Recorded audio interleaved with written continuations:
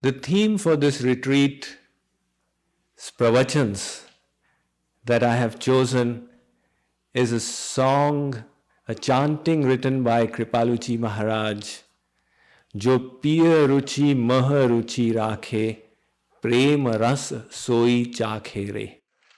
Jo Piya Ruchi Maha Ruchi Rakhey, prem ras soi chakhe re.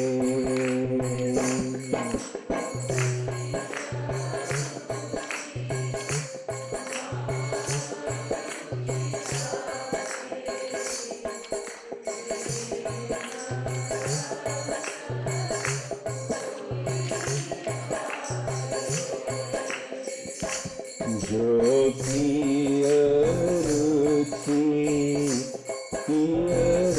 Ruchi Maha Ruchi Rakhey, prem ras soi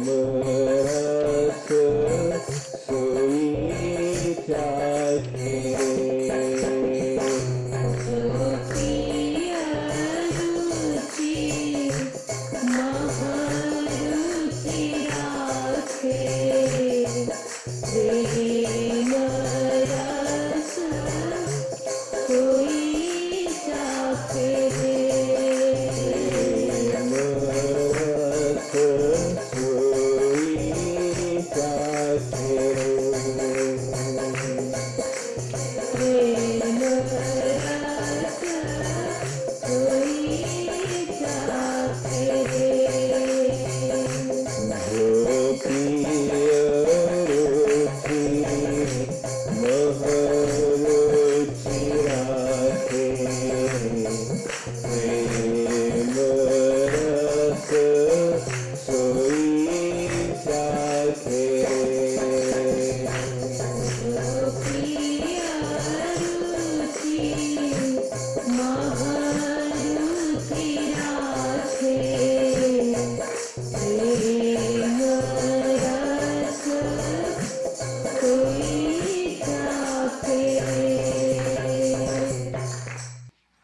This keertan is, otherwise Kripaluji Maharaj, every keertan is very special. But from the philosophic viewpoint, this keertan is most amazing.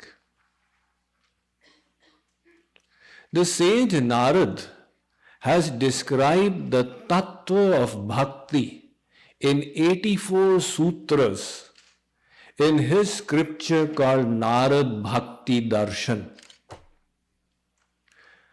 When I go through these lines, I find that what Narad Muni, Devarshi, could not say in 84 sutras, Kripaluji Maharaj has put in these lines.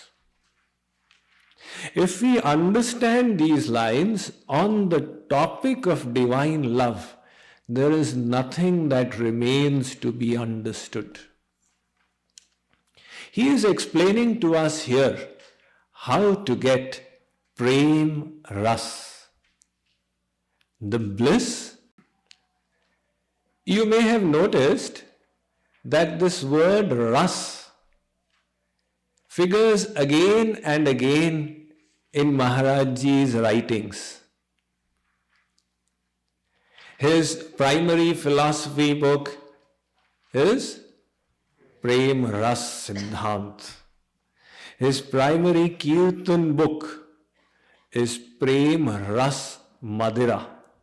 Apart from that, he has written Braj Ras Madhuri, Yugal Ras, Saras Ras. So what is this ras?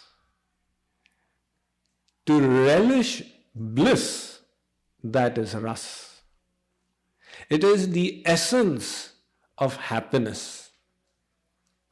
Now let me show you the whole spectrum of this word ras. Start off with a rasgulla. This rasgulla is a favorite Indian sweet because it gives the person eating the experience of ras. The same rasgulla, if it is made in milk, the ras becomes greater, it becomes ras malai. Anybody's mouth watering? To that, if you add elaichi, cardamom, the ras increases further. And throw some kesar on top, the ras increases even further. So, in the material realm, all the rasas can be divided into three categories. One is tamasic ras, the other is rajasic ras, and the third is sattvic ras. In other words, the ras of the mode of ignorance, the ras of the mode of passion, and the ras of the mode of goodness. So what is this tamasic ras? For example, if somebody irritated you and caused harm to you, and you experienced the emotion of anger, and you gave vent to your anger, you get ras. You tell your friend, this fellow was troubling me so much, I taught him such a lesson, he will remember for life. Now, in giving vent to that anger, there was an experience of ras. That is why people do it. But that is tamasic ras. This tamasic ras is also experienced from addictives, from narcotics. For some people it is irresistible. No matter how much they go to Alcoholics Anonymous, etc., they are not able to give up their addiction. So the tamasic ras is highly destructive to the soul. It throws the person in deep darkness. Higher than that is the rajasic ras. That is the ras we get when the senses come in contact with the objects. That gives the experience of ras. Like, for example, when your tongue comes in contact with the jalebi. So this ras is a higher experience. However, this rajasic ras of the mode of passion is also not at all satisfying. In fact, it is very disturbing to the mind.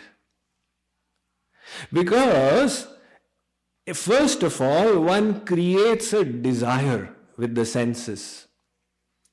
And then when the object is received, that desire goes away. And the experience of ras is in the release of the desire. Try and understand this point. Let's say you're getting an itch somewhere.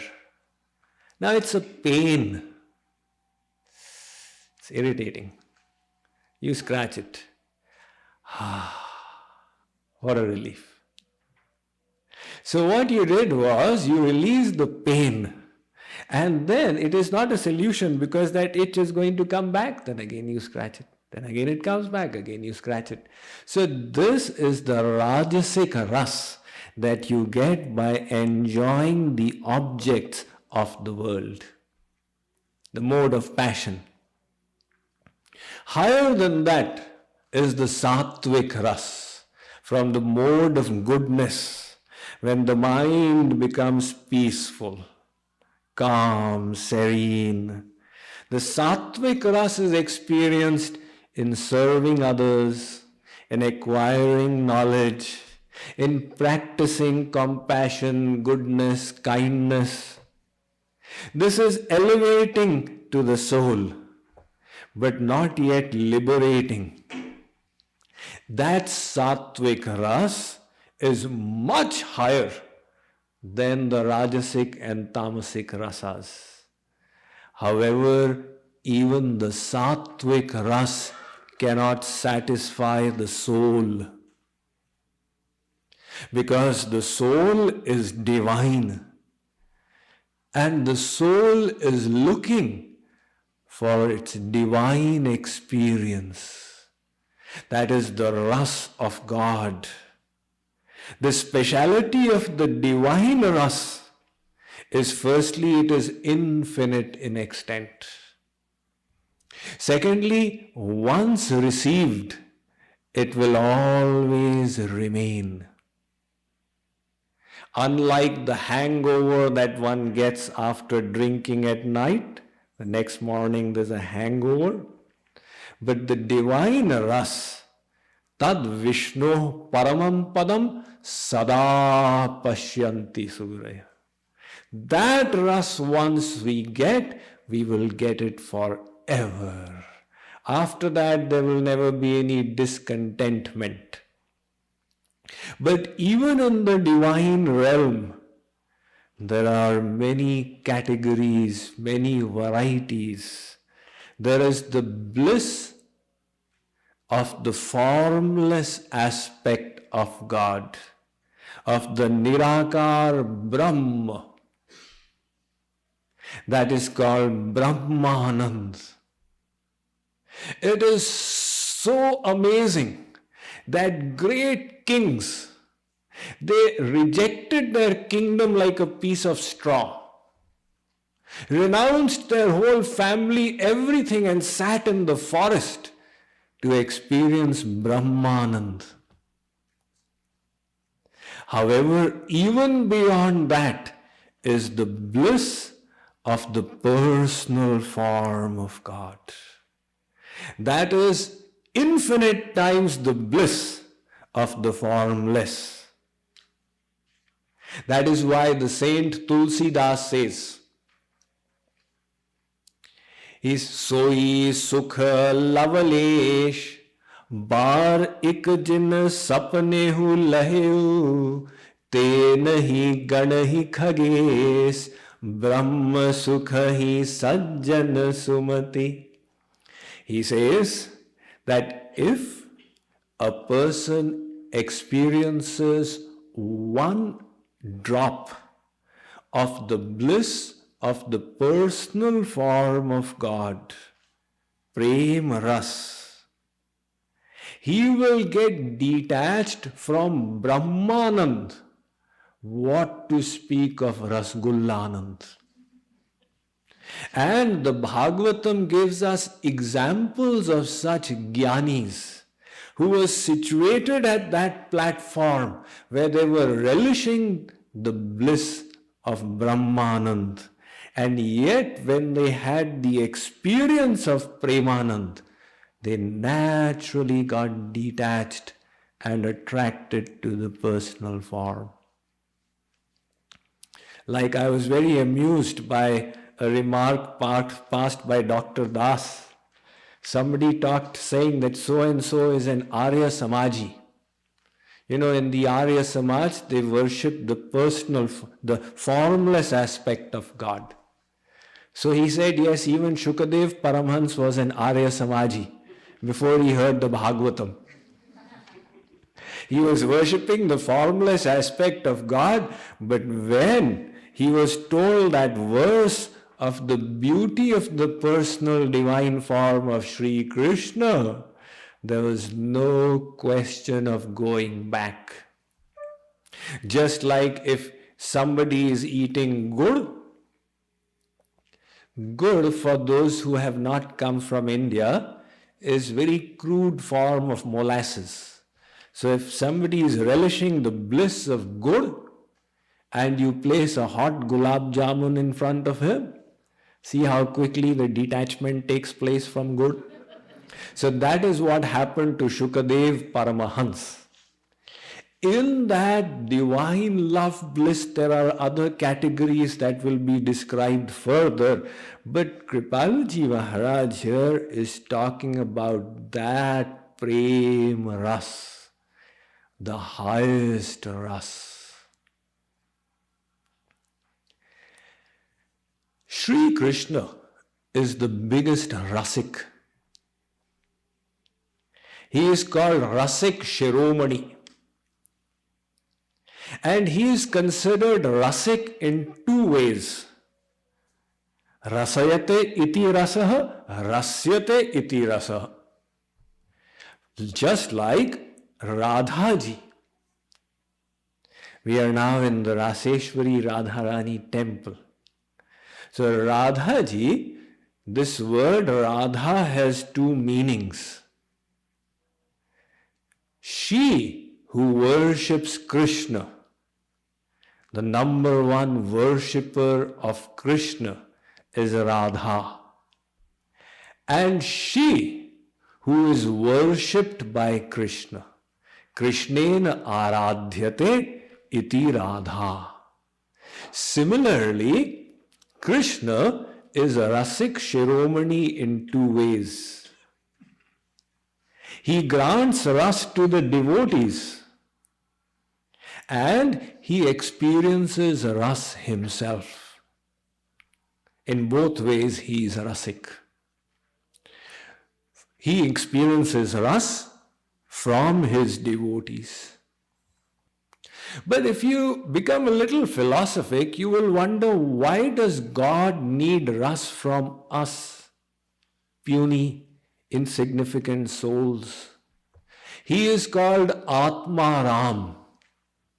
Atmaram means that personality who is complete in himself. He has no need of anything external. So Sri Krishna is called Atmaram. Then why should that Sri Krishna become Gopi Ram and Goparam? Do leelas with the gopis and the gopas to relish ras from them? The reason is that the ras Sri Krishna gets from his own self is called Swarupanand, the bliss of his own personality.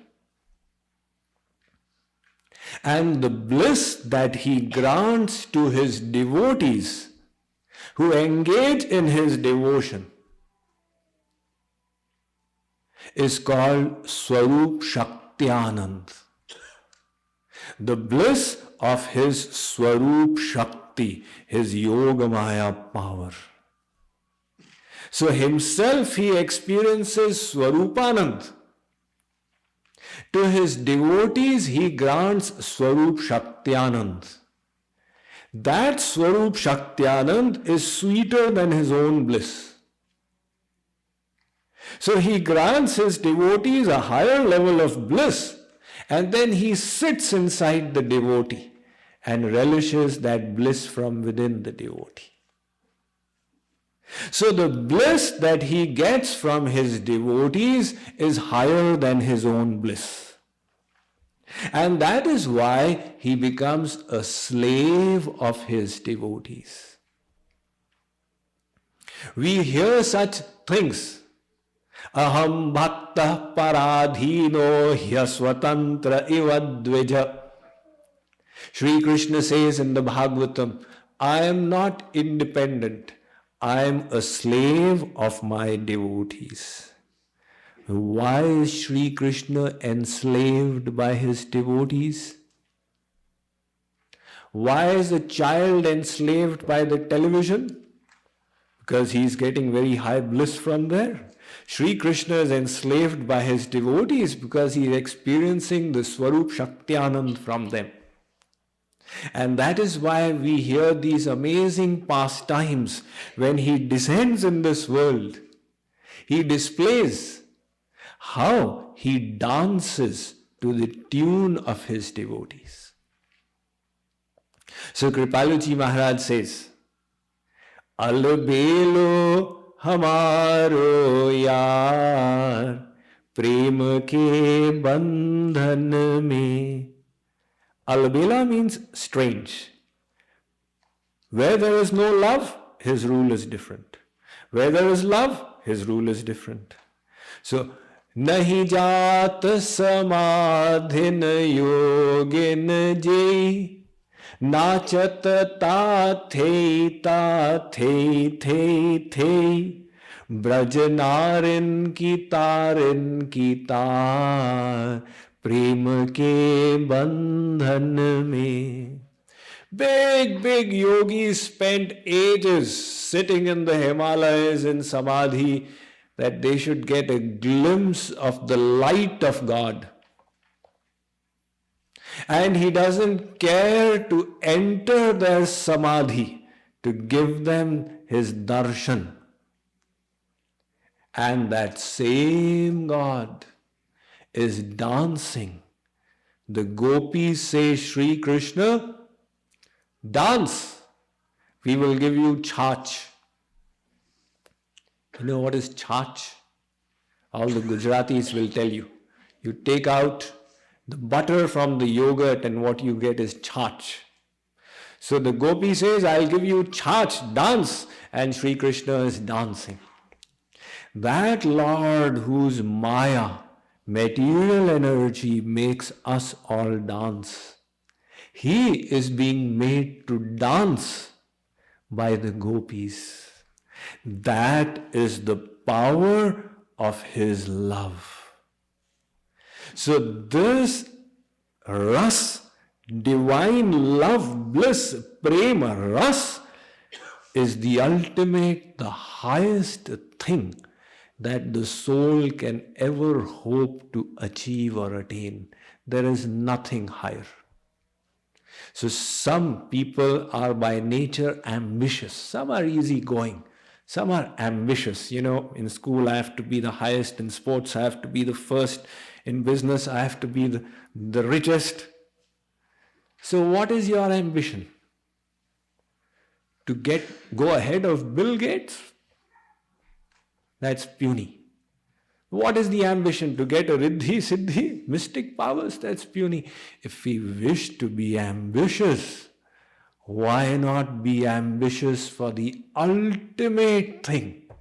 That power which can make God dance. As one saint says, दौलत मिली है इश्क की, अब और क्या मिले? I've got the wealth of divine love. What else remains? वो चीज मिल गई है जिससे खुदा मिले. I've got that thing by which you get God.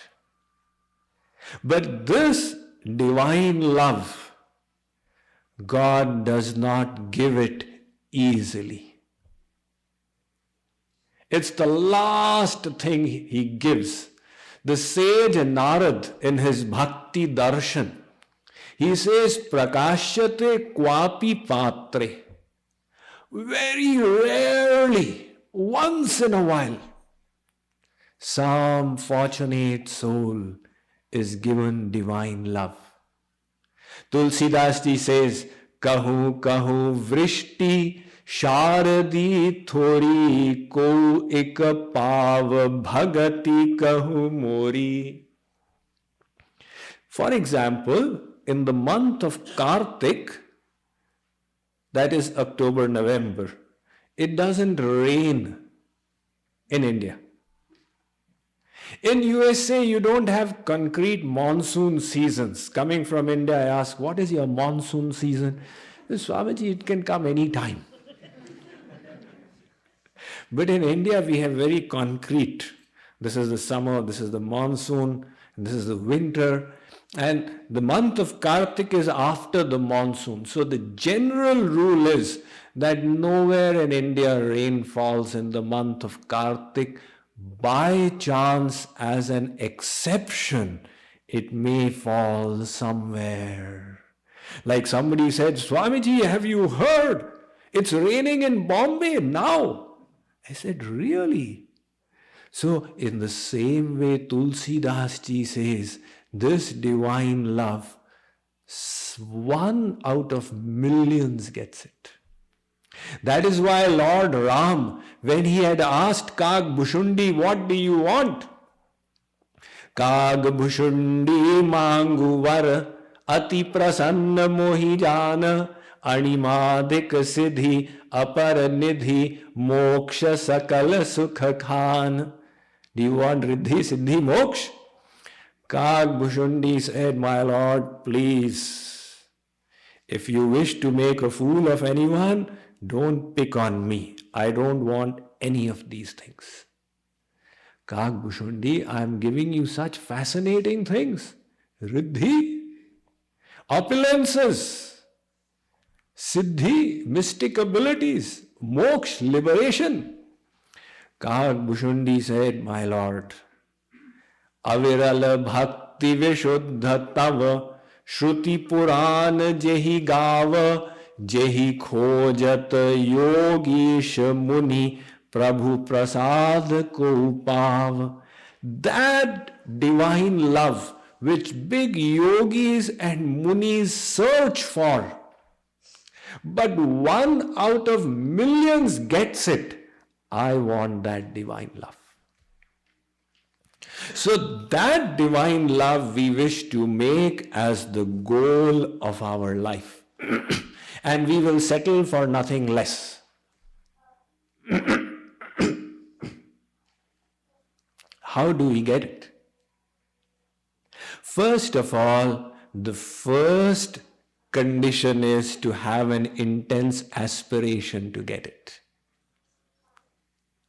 Because when you go on this path, you will experience a number of difficulties, a number of challenges, a number of obstacles that you will have to overcome.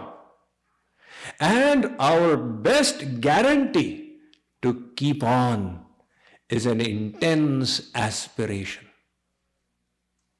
Somebody who has got that deep aspiration burning, divine love and nothing else, even if the whole world turns against, he will still keep going on. So that aspiration must be intense. Now you all have that aspiration. You know, people who come for the public lectures are of two kinds. One is jigyasu and the other is pipasu.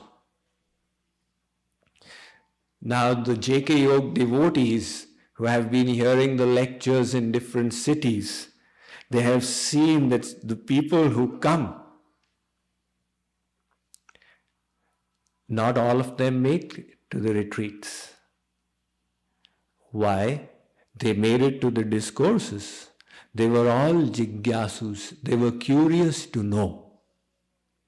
Some amongst those jigyasus who were curious to know were also pipasus. So pipasus are those who have the hunger for God, the thirst for God that has awoken in them as a result of their past sanskars, as a result of their present effort, as a result of the grace of the Guru. They say, just to hear is not enough. I want the experience. If you just keep on telling, a lady keeps on saying to a hungry person, you're hungry? Yes. You know, this is how the rasgulla is made, this is how the samosa is made, this is how the jalebi is made. All right, very good. So, what will I eat? But you've not heard how the kalakand is made. He will say, this is madness. I am feeling hungry and you are giving me the cookbook. So similarly, the pipasu has the thirst for God.